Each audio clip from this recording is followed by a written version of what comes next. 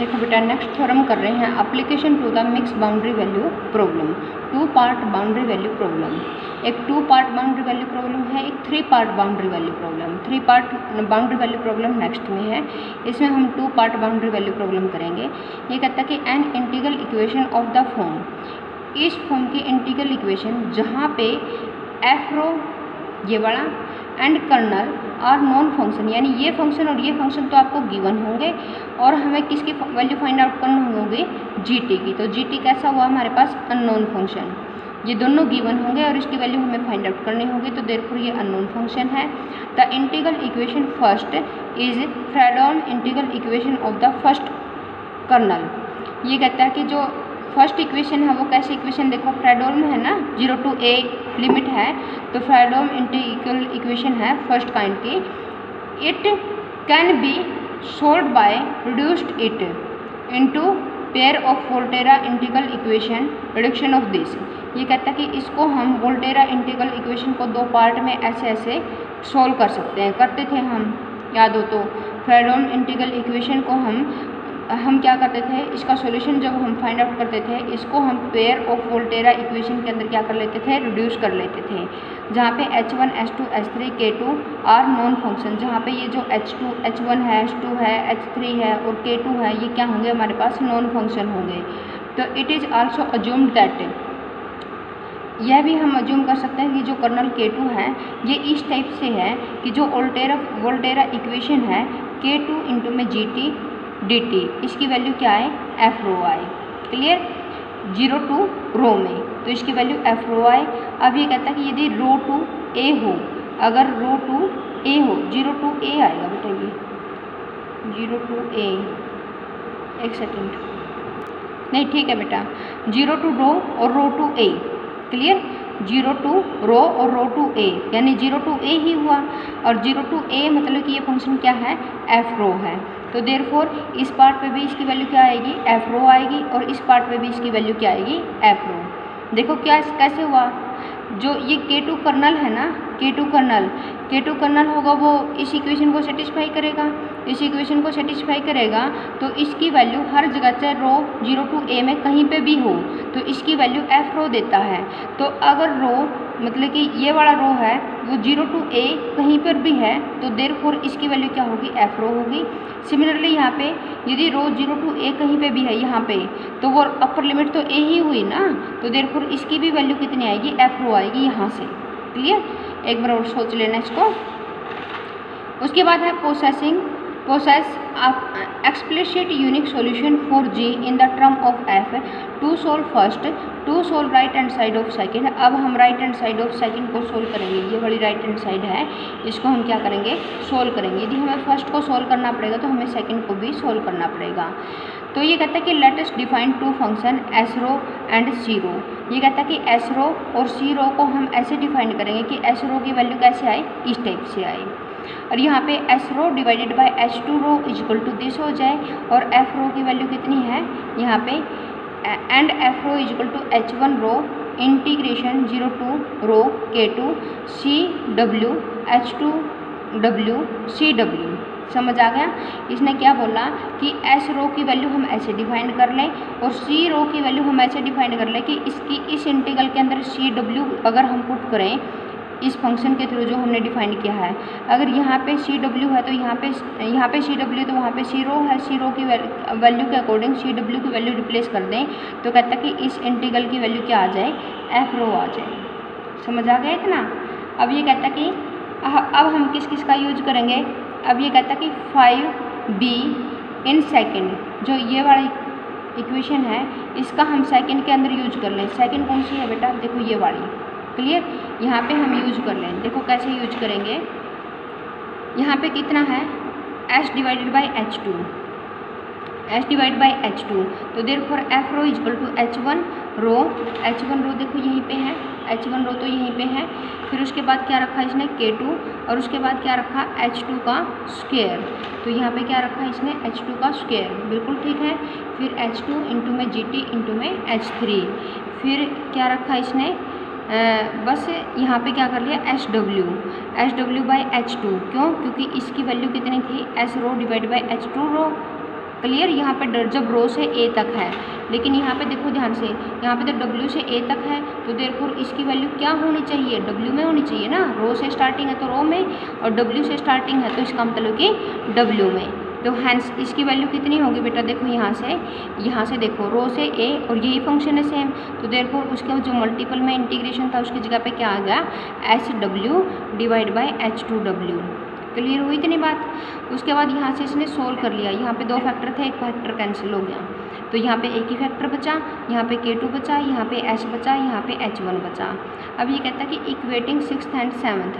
अब 6th और 7th दोनों ही वैल्यू किसकी हैं, दोनों ही वैल्यू एफ रो की हैं। यदि दोनों वैल्यू एफ रो की हैं तो देयरफॉर ये दोनों वैल्यू इक्वल होंगी, क्योंकि यदि लेफ्ट हैंड साइड इक्वल है तो राइट हैंड साइड भी इक्वल होंगी। अगर राइट हैंड साइड इक्वल है तो इसका मतलब कि सी रो और एस रो की वैल्यू दोनों क्या हो जाएंगी, इक्वल हो जाएंगी। अगर ये दोनों इक्वल आ गई तो इसका मतलब कि 6th में जहाँ पे ये सी डब्ल्यू था वहाँ पे हम एच डब्ल्यू पुट कर सकते हैं ना, क्योंकि दोनों इक्वल आ गई। तो इसकी जगह पे इसने क्या यूज कर लिया, एच डब्ल्यू यूज कर लिया, और ये इक्वेशन नंबर 9 आ गई। Now to solve the Volterra equation 3rd 4th। ये कहता है कि यदि हम 3rd और 4th वोल्टेरा इक्वेशन को सोल्व करना चाहते हैं, the first solve line to find the solve S P. सबसे पहले हमें 9th इक्वेशन को सोल्व करना पड़ेगा, ताकि अब हम यहाँ से एस रो की वैल्यू निकाल सकें, और एस रो की वैल्यू हम पुट करेंगे फिर किसके अंदर, putting this value of S rho in equation number 5th।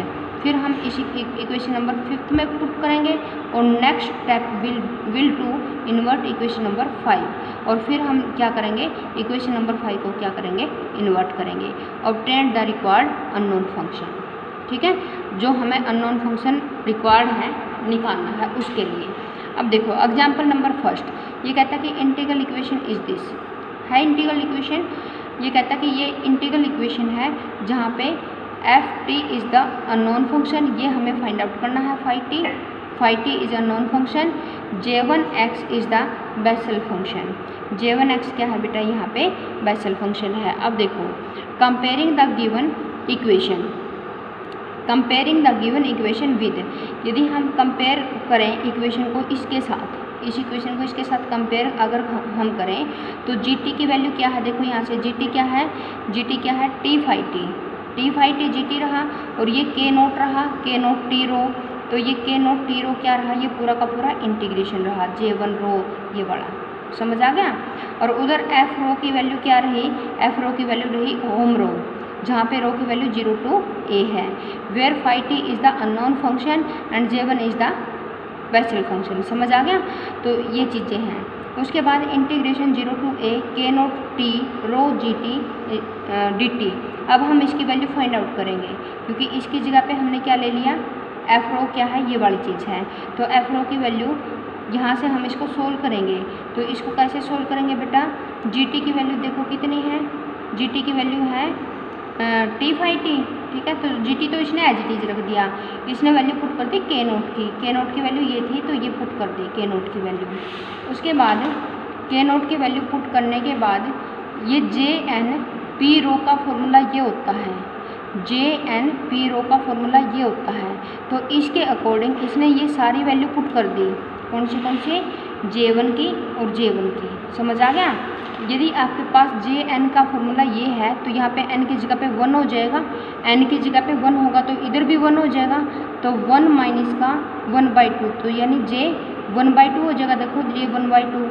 अब रो W है यहाँ पे, तो यहाँ पे भी रो W हो जाएगा। n की वैल्यू फिर पुट करो 1, तो 1 + 1/2 यानी W की पावर 3/2 होगी, तो देखो W की पावर 3/2 है, बात क्लियर। डिवाइडेड बाय रो का स्क्वायर W का स्क्वायर की पावर 1/2, देखो यहाँ पे एज इट इज है, बात क्लियर। उसके बाद यहाँ पे कितना है 2p डिवाइड बाय पाई की पावर कितनी है 1/2, समझ आ गया। तो ये सारी की सारी वैल्यू बेटा यहाँ पे हम पुट कर लेंगे, इसके अकॉर्डिंग भी इसके अकॉर्डिंग भी, दोनों के अकॉर्डिंग हमने पुट करनी है।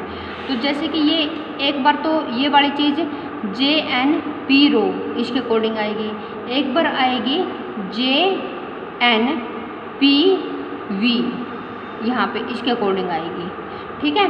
तो इन दोनों के अकॉर्डिंग जब आएगी तो ये 1/2 2p डिवाइड बाई पाई 2 बार आएगा, तो इसका मतलब कि 1/2 पावर और फिर 1/2 1/2 1/2 पावर कितनी हो जाएगी, यहाँ पे 1 हो जाएगी। क्लियर इतना। उसके बाद जो कांस्टेंट था वो वैल्यू बाहर ले ली और जो वेरिएबल थे वो अंदर आ गए। जहाँ पे s क्या है बेटा, यहाँ पे s क्या है, डायरेक्ट डेल्टा फंक्शन है और ये कहता है कि इसकी वैल्यू इसके अकॉर्डिंग होती है। ठीक है, डायरेक्ट डेल्टा फंक्शन के अंदर जे एन दिस इंटू में p, तो एक p तो ये वाला p तो इसने अंदर ले लिया। जैसे ही p इसके अंदर आएगा ये, तो यहाँ पे डायरेक्ट डेल्टा फंक्शन से इसकी वैल्यू s w माइनस का v w dv इंटू में dw इंटू में dt ये लग जाएगा। 3 वेरिएबल हैं, 3 इंटीग्रेशन है। ठीक है, 3 वेरिएबल से इंटीग्रेट किया गया है ये। अब ये कहता है कि now the shifting property of s, अब हम शिफ्टिंग प्रॉपर्टी लगा देंगे। कौन सी प्रॉपर्टी, शिफ्टिंग प्रॉपर्टी लगा देंगे कि direct delta function w minus का v w v dv इसकी वैल्यू कितनी होती है, w का स्क्वायर होती है। तो यहाँ पे इन सभी की जगह पे, इन सभी इंटीग्रेशन, एक इंटीग्रेशन की जगह पे हमने क्या रख दिया, यहाँ पे w का स्क्वायर पुट कर दिया। तो क्या बच गया, dw बचा, dt बचा और 2 इंटीग्रेशन बच गए। उसके बाद ये कहता है कि अब हम इसके ऑर्डर को चेंज करेंगे। ऑर्डर को चेंज कैसे करेंगे, पहले था dw dt, अब था dt dw, यानी अब t के रिस्पेक्ट में पहले होएगा, w के बाद में होएगा। समझ आ गया। तो देखो यहाँ से, यहाँ पे w की जो रेंज है वो है 0 to रो, w की रेंज जो है 0 to रो। क्लियर हुआ। और t की रेंज है 0 to a t की रेंज, यानी पहले क्या था 0 to a और 0 to रो। जैसे कि हम ऑर्डर को बेटा चेंज करेंगे, यहाँ पे इस पहले हॉरिजॉन्टली था, अब हम वर्टिकली करेंगे। यदि वर्टिकली करेंगे तो टी देखो वेरिएशन कहाँ से कहाँ होगी बेटा, यहाँ से लेकर के यहाँ तक होगी ना, इस लाइन से ऊपर तक होगी। और what is this line, T is equal to W, यानी डब्ल्यू से लेकर के ए तक इसकी लिमिट होगी, किसकी, टी की। फिर डब्ल्यू की अगर हम लिमिट देखना चाहें तो डब्ल्यू की तो लिमिट देखो ध्यान से 0 से लेकर के ए तक है, 0 से लेकर के ए तक। तो यहाँ पे w इजकल टू रो हो गया, तो यहाँ पे w इजकल टू अगर रो है तो 0 से लेकर के कितना हो गया, रो हो गया। समझ आ गया। ये क्या है, order of change the order of integration. उसके बाद ये कहते हैं कि अब हम कंपेयर करेंगे सेकंड इक्वेशन को विद दिस, इस इक्वेशन के साथ। अगर हम इस सेकंड इक्वेशन को, ये वाली सेकंड इक्वेशन देखो ध्यान से, ये वाली सेकंड इक्वेशन है, इसको हम अगर इसके साथ कंपेयर करें, देखो ये वाली सेकंड है, ये वाली सेकंड है, और इसके साथ अगर हम कंपेयर करें तो h1 रो इजकल टू 2/पाई आ गया। देखो h1 रो यहाँ पे 2/पाई, तो h1 रो की वैल्यू आ गई 2/पाई, रो लिख लेना, यहाँ पे मिस्टेक है। फिर h2 की वैल्यू कितनी हुई बेटा, देखो h2 का स्क्वायर मतलब कि w का स्क्वायर। तो h2 अगर यहाँ पे w था तो यहाँ पे w, अगर यहाँ पे रो लिख दिया तो यहाँ पे रो आ जाएगा। फिर h3 रो की वैल्यू कितनी हो जाएगी, h3 रो की वैल्यू यहाँ से देखो, h3 रो की वैल्यू हो जाएगी 1/रो, तो यहाँ पे 1/t है, तो 1/t है तो h3t आ जाएगा। फिर इसी तरह k2 की वैल्यू क्या आ जाएगी, k2 की वैल्यू आ जाएगी यहाँ से, तो t का स्क्वायर, रो का स्क्वायर माइनस का t का स्क्वायर की पावर 1/2। क्लियर हुआ। तो यहाँ पे इसकी वैल्यू कितनी है, k2wt, और इसके अकॉर्डिंग यहाँ से वैल्यू अगर हम कंपेयर करें तो k2w रो। ये एक बार करके देख लेना अच्छे से कॉपी पेन से। फिर ये कहता है कि लेट अस पुट, अब हमने s रो की वैल्यू ये पुट कर दी। अगर हम s रो की वैल्यू ये पुट कर देते हैं तो ये कहता है कि जो ये fs आया है आपके पास, ये वाला fs है, तो इसमें कन्वर्ट हो जाएगा ये। क्लियर। यदि हमने इसकी जगह पे ये s रो ले लिया तो ये वैल्यू इसमें कन्वर्ट हो जाएगी। देखो ध्यान से कैसे, अब phi t is equal to gt, यहाँ पे phi t है, यहाँ पे gt है, यहाँ पे gt/t। देखो ध्यान से, ये gt था ना, ये पूरा का पूरा हमने gt लिया था, तो gt/t इजकल टू कितना हो गया, phi t हो गया यहाँ से। तो देखो ध्यान से, ये gt/t को लिख लिया इसने phi t। क्लियर हो, यहाँ पे क्लियर हो गया ना। तो ये है phi t divided by t का स्क्वायर माइनस का रो की पावर 1/2, यहाँ पे भी सेम चीज़ है। क्लियर। और इनटू में कितना है, रो है, ठीक है, तो इनटू में रो है। तो ये कहता कि इसकी जगह पे हम s5 पुट करेंगे तो क्या बचेगा, देखो यहाँ से बचेगा W, एक W बच जाएगा तो ये W आ गया, फिर SW, क्योंकि एक W तो इसके साथ चला गया ना, एक W इसके साथ चला गया तो एक ही W बचा। देखो यहाँ पे रो साथ में है, ये तो ये S रो है, तो यहाँ पे SW है, तो इसका मतलब कि यहाँ पे W इंटीग्रेशन का मल्टीपल में है, तो एक W इसका इंटीग्रेशन में चला गया, तो एक W बच गया। अब SW बच गया, नीचे क्या बचा, रो का स्क्वायर माइनस का W का स्क्वायर की पावर कितनी बची, 1/2। बात समझ में आ गई? यहाँ से देख लेना इसको कंपेयर करके, ये सारी की सारी वैल्यू तो किस में चली जाएगी, S रो में, और यहाँ से ये बचेगा। ठीक है, तो FS की वैल्यू क्या आ गई, दिस, और ये इक्वेशन नंबर 5 आ गई। अब उसके बाद क्या किया इसने, ये कहता कि यहाँ से ये आपके पास है ना फंक्शन गिवन होंगे, ये वाला फंक्शन गिवन होगा, ये वाला फंक्शन गिवन होगा। जब आपके पास ये दोनों फंक्शन गिवन होंगे तो इसके इंटीग्रेशन की वैल्यू अगर ये आती है तो हम इनवर्स ट्रांसफॉर्मेशन लगा करके वहाँ से हम एक SP निकाल लेंगे इसकी हेल्प से, और इसकी हेल्प से हम phi t निकाल लेंगे। यदि phi रो और S रो आ गया आपके पास, यदि ये दोनों चीज़ें आ गई तो बस निकल गया आंसर हमारा। ठीक है, तो उसके बाद तो कोई दिक्कत ही नहीं है ना। यदि आपके पास phi t आ गया तो यही तो अननोन हमें निकालना था, तो यहाँ से इनकी हेल्प से, मतलब कि इसके इन्वर्शन की हेल्प से हम S रो की वैल्यू निकालेंगे इसमें, और इसके इन्वर्शन की हेल्प से हम इसकी phi रो की वैल्यू निकालेंगे इसके अंदर। ठीक है, ये लर्निंग पॉइंट है आपके, क्योंकि फंक्शन नहीं है हमारे पास, फंक्शन होता तो मैं बता देती, तो ये ऐसे निकलेंगे, मतलब कि इनका इनवर्स ट्रांसफॉर्मेशन लगा करके निकलेंगे, तो SP तो निकलेगा यहाँ से और phi रो निकलेगा यहाँ से, ये देख लेना। ठीक है, ये फंक्शन आ जाएंगे। उसके बाद है third part boundary value problem. अब an integral representation of the form, एक इंटीग्रल रिप्रेजेंटेशन इस फॉर्म की इक्वेशन नंबर फर्स्ट लिख दी इसने, जहाँ पे B और A क्या है, गिवन नंबर है सच दैट का इनर और outer radii of annulus disc, एक एनुलस डिस्क है जिसकी अंदर वाली डिस्क है रेडियस है B और A है बाहर वाली। ठीक है, और boundary angle of the annulus spherical cap is known as the 3 part boundary value problem. और एक ले लिया एनुलर एंगल्स ऑफ एनुलर, एक एंगल्स ले लिया, क्या लिए, दो रेडियस, एक तो इनर एक आउटर, और एक एंगल ले लिया, तो ये कितने पार्ट हो गए बेटा, देखो काउंट करो, दो तो बाउंड्री होगी, एक एंगल होगा, तो टोटल कितने पार्ट हो गए, 3 पार्ट बाउंड्री वैल्यू प्रॉब्लम के 3 पार्ट हो गए। अब के नोट क्या है बेटा, यहाँ पे अननोन फंक्शन, नॉन फंक्शन, के नोट क्या है, नॉन फंक्शन, और जहाँ पे G को क्या निकालना होता है, डिटरमाइन करना होता है, और F भी हमारा क्या है, नॉन फंक्शन होता है। तो F फंक्शन नॉन फंक्शन है, तो देयरफॉर हम डिफाइन कर सकते हैं, तो इसने डिफाइन कर लिया कि F रो की वैल्यू ये है। अगर F रो फंक्शन ऐसा है तो इसको 2 सीरीज में कन्वर्ट कर लो, और एक सीरीज का नाम रख दो F1 और दूसरी सीरीज का नाम रख दो F2। इसका मतलब कि जो F फंक्शन हुआ F1 प्लस का F2 हुआ, यदि F फंक्शन ये हुआ तो ये वैल्यू यहाँ पे शिफ्ट कर दो, तो इसका मतलब कि इसकी वैल्यू क्या आ गई, F1 प्लस का F2, जहाँ पे F1 की वैल्यू बता देना कि ये है और F2 की वैल्यू बता देना ये है। अब आल्सो डिफाइंड, ये कहता है कि अब हम G को भी डिफाइंड करेंगे। कैसे डिफाइंड करेंगे G को, also we defined G rho, G1 rho plus का G2 रो। कैसे खोलेंगे इसको, ये कहता है कि G1 प्लस का G2 रो में हम इसकी वेरिएशन बढ़ा देते हैं। यहाँ पे जो वेरिएशन थी G की वो B2A थी, B2A में तो G की वैल्यू G ही है, तो इसका मतलब कि G1 प्लस का G2, B2A में तो G रहेगा और बाकी जगह पे 0 ले लिया। क्लियर, B से लेस देन है या A से बड़ा है तो उसकी जगह पे 0 ले लिया। शो दैट, इसी तरह यदि हम इसके इंटीग्रेशन की, पहले तो ये इंटीग्रेशन था B2A, अब हमने इसके इंटीग्रेशन की लिमिट बढ़ा दी 0 टू इन्फाइनाइट, तो इसने 0 टू इन्फाइनाइट में G की वैल्यू क्या है, G1 प्लस का G2। क्लियर, क्योंकि ये 0 से लेकर के इन्फाइनाइट है तो वैल्यू क्या है यहाँ पे G1 प्लस का G2। तो what is this, this is the F, क्योंकि ये फंक्शन था F1 प्लस का F2 के बारे में, तो देयरफॉर ये कहता है कि F1 क्या होगा, F1 ये होगा, F2 क्या होगा, F2 ये होगा, मतलब G2 को रिलेट करके F2 बना लिया, G1 को रिलेट करके F1।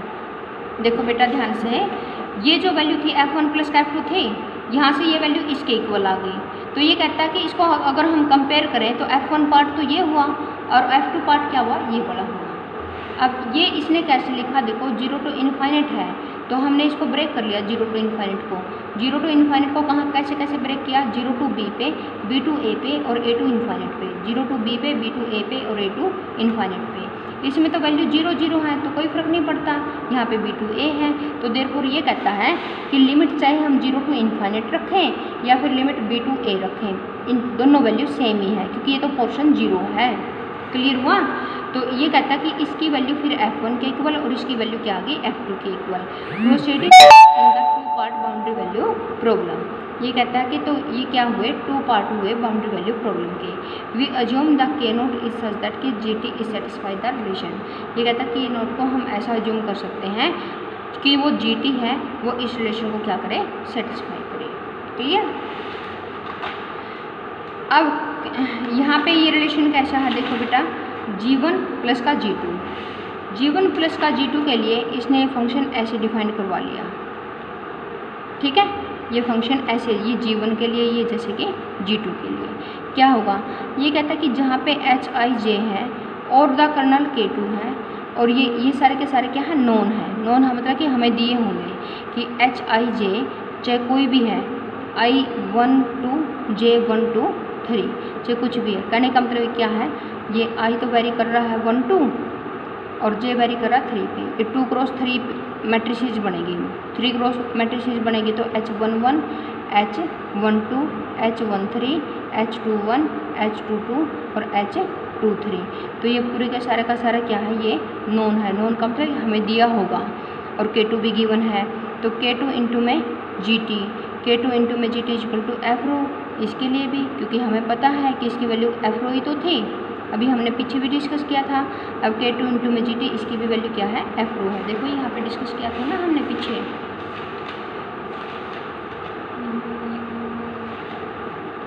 ये रहा, ठीक है। तो यहाँ पे इसकी वैल्यू क्या है, एफ रो है।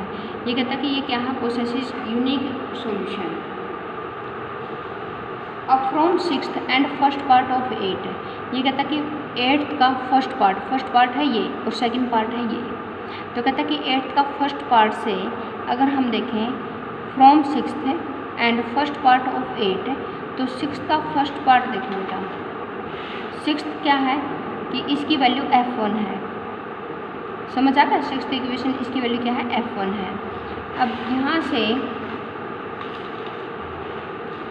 इसके फर्स्ट पार्ट से क्या होगा, ये वाला क्या होगा, F1 होगा क्योंकि F क्या है फिर F1 ये है ना, समझ आ गया। तो ये वाली वैल्यू किसकी इक्वल होगी, F1 के इक्वल होगी फर्स्ट पार्ट, और सेकंड पार्ट किसके इक्वल होगा, F2 के पार्ट के इक्वल। देखो यहाँ से, ठीक है, समझ आ गया। तो ये G जो फंक्शन है वो F1 प्लस का F2 था ना। देखो यहाँ पे G फंक्शन है वो F1 प्लस का F2 था। अब हमने इसी को तो खोला है 2 पार्ट में, तो पहला पार्ट क्या हुआ, F1 हुआ, दूसरा पार्ट क्या हुआ, F2 हुआ। ये बीच में प्लस का साइन लगा लेना यहाँ पे। तो ये F1 है और ये क्या है, F2 है। समझ आ गया? तो दिस इज F1 और दिस इज ये सेकेंड वाला इंटीग्रल है वो क्या है, F2 है। In the next step late us define the unknown function. अब हम अननोन फंक्शन, जो अननोन फंक्शन है आपके पास, इसके अंदर S1 है, S2 है, T1 है, T2 है, C1 है, C2 है, सच दैट। कहते हैं कि हमने अब ये अननोन फंक्शन डिफाइन कर लिए अपनी तरफ से। क्लियर? अपनी तरफ से हमने क्या कर लिया, डिफाइन कर लिए कि इसकी वैल्यू अगर ये इंटीग्रेशन हम खोलते हैं तो इसकी वैल्यू S1 आ जाए यदि रो 0 to a में है। अगर रो a to इन्फिनिटी में है तो इसकी वैल्यू माइनस का T1 आ जाए। अब इस इंटीग्रेशन की वैल्यू माइनस का T2 आ जाए यदि रो 0 to b में है। अगर रो b to इन्फिनिटी में है तो माइनस का S2 आ जाए। इसकी वैल्यू F1 है, इसकी वैल्यू F2 है। तो these equation are such whose solution are known. ये कहता है कि ये इक्वेशन इस टाइप की हैं जिनके सॉल्यूशन क्या है, नोन है। क्लियर? फ्रॉम 11, 13 और 15, 11, 13 और 15, 11 तो बेटा ये पड़ी 11, 13 ये रही और 15 ये रही। सभी को देखो एक बार नजर डाल के, ये 11 है, 13 है और 15 है। तो ये कहता कि वी हैव, तो 11th का ये पार्ट देखो, ये कहता कि this is equal to this. यहाँ पे देखो बेटा, हम 11th को और 13 को ले रहे हैं, 11 को और 13 को। कैसे? यदि आपके पास, अगर आपके पास यहाँ पे रो से लेकर के इन्फिनिटी तक, यानी यहाँ पे W से लेकर के इन्फिनिटी तक, समझो यहाँ पे रो टू इन्फिनेटिव, यहाँ पे W टू इन्फिनेटिव, यहाँ पे K टू रो टी, यहाँ पे K टू W टी, यहाँ पे G1 टी, यहाँ पे H1 टी dt dW। समझ आ गया। और यहाँ पे इसके साथ क्या मल्टीपल है, H1 टू रो। समझ आ गया। यहाँ पे H1 टू रो, यहाँ पे H1 टू W। कहने का मतलब कि इसमें अगर इसको कंपेयर करो तो यहाँ पे तो W है और यहाँ पे रो है। बात क्लियर। यहाँ पे W है, यहाँ पे रो है और कोई डिफरेंस नहीं है, बस वेरिएबल का चेंज है। अगर इसमें वेरिएबल का चेंज है तो इसकी वैल्यू क्या वेरिएबल चेंज हो जाएगा। अब यहाँ पे देखो, यदि आपके पास रो 0 टू A में है तो इसकी वैल्यू कितनी आती है, H1 रो। बात समझ में आ गई। अब यहाँ पे रो की जगह पे कौन है, W है। रो की जगह पे कौन है, W है। तो इसकी जगह पे क्या वैल्यू आनी चाहिए बेटा, इसके अकॉर्डिंग H1W नहीं आनी चाहिए, है ना। इस इंटीग्रल की वैल्यू कितनी आनी चाहिए, H1W। तो क्या बच गया देखो, H11 या एज इट इज, आगे ये integration as it is K2, और फिर यहाँ पे जो एक H2 का स्क्वायर था, एक H2 तो चला गया इस इंटीग्रेशन के साथ, क्योंकि यहाँ पे H12 मल्टीपल में है, तो एक H12 तो चला गया इसके साथ, एक H12 यहाँ पे रह गया, एक इसके साथ जाते ही वो कन्वर्ट हो गया H1W के अंदर। बात समझ में आ गई। तो देयरफॉर H1W इंटू में DW, लेकिन ये सारी की सारी वैल्यू किसकी इक्वल थी, F1 रो की इक्वल। F1 रो इसकी इक्वल भी है, तो देयरफॉर ये दोनों इंटीग्रेशन क्या हो जाएंगे, इक्वल हो जाएंगे। इसका यूज यहाँ पे किया, फिर ये वैल्यू इसके इक्वल पुट की, तो ये दो वैल्यू ऐसे आ गई। अगर हम यहाँ से कंपेयर करें तो ये कहता है कि सब कुछ सेम होते हुए तो S1 की वैल्यू किसके इक्वल आ जाएगी, यहाँ से C1 के इक्वल, क्योंकि बाकी तो सब इक्वल है, तो S1 की वैल्यू किसकी इक्वल आ जाएगी, C1 की। सिमिलरली इसी तरीके से यदि हम 12, 14 और 16 को अगर हम सोल्व करते हैं तो S2 की वैल्यू किस में आ जाती है, C2 में। कर लेना ये सोल्व। उसके बाद है in the term of non function F1 और F2, hence S1 S2 are known now, T1 and T2 remain unknown. ये कहता है कि S1 और S2 तो हमने निकाल लिए, लेकिन T1 T2 अभी भी क्या रहते हैं, अननोन रहते हैं। समझ आ गया। To find this we have solve 5th and 13। ये कहता है यदि हमें T1 और T2 की वैल्यू निकालनी है तो हमें 5th और 13 को सोल्व करना पड़ेगा। वी हैव फ्रॉम 15, 5 एंड 13, 5 और 13 से हमारे पास ये इक्वेशन आ जाएंगी, T1 की इक्वेशन और ये T2 की इक्वेशन। इसी तरह हम 14 को क्या कर लेंगे, इन्वर्ट कर लेंगे, to find the G2 in the term of T1 and S2 और putting the value of G2 in 20। और इसी तरह से हम किसके अंदर पुट कर देंगे, G2 20 के अंदर पुट कर देंगे G2 की वैल्यू, तो T1 की वैल्यू वहाँ से क्या आ जाएगी, फाइंड आउट हो जाएगी। समझ आ गया। तो इस तरह से हमारे पास क्या आ जाएंगे, the result and integral equation containing the unknown function T1 and T2। ये कहता कि T1 और T2 को कंटेन करते हुए ये हमारे पास क्या आ जाएगा, रिजल्ट आ जाएगा इंटीग्रल इक्वेशन का। समझ आ गया।